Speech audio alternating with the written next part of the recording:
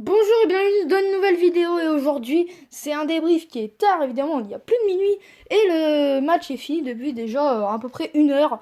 Mais ce match était historique pour le football français. Ce soir c'est la revanche du football français en Ligue des Champions.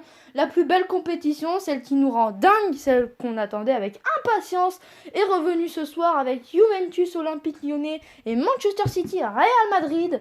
Et on commence avec un débrief du match historique de Lyon qui sera à jamais ancré dans les mémoires des supporters lyonnais et aussi du football français en Ligue des Champions. Et donc voilà, on va tout revoir, tout débriefer, revoir un peu les faits de match, les buts. C'est parti pour ce débrief. Memphis Depay et Lyon l'emportent face à la Juve. C'est magnifique, franchement pour le foot français. Je suis content.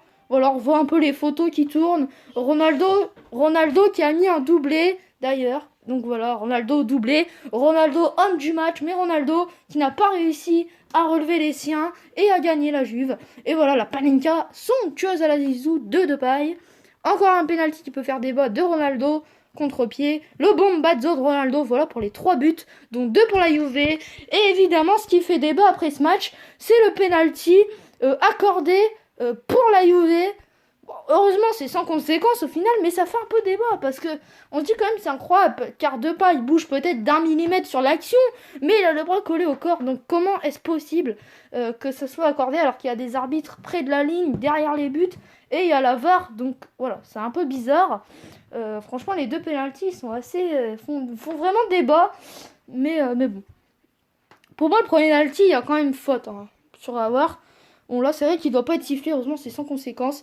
Et donc, Cristiano Ronaldo et la Juve tombent de très haut ce soir chez eux à l'Allianz Arena. À l'Allianz Stadium, pardon. Allianz Arena, c'est à Munich. Et demain, match à Munich de Ligue des Champions. Bayern-Chelsea, d'ailleurs. Il y aura un débrief, évidemment. Et donc, voilà, Memphis et les siens renversent totalement le match. C'est superbe. Voilà, parce qu'on s'est dit, il y a 5 mois, Lyon a gagné 1-0, mais c'est pas fait, voilà. Il suffit qu'ils marquent un but et ils égalisent déjà la Juve. Mais heureusement, ils ont su mettre leur tempo dès le début du match. Très bon match. Après, il faut avouer quand même que la Juve a maîtrisé. Voilà. Il faut pas dire que ça n'a pas maîtrisé. Hein.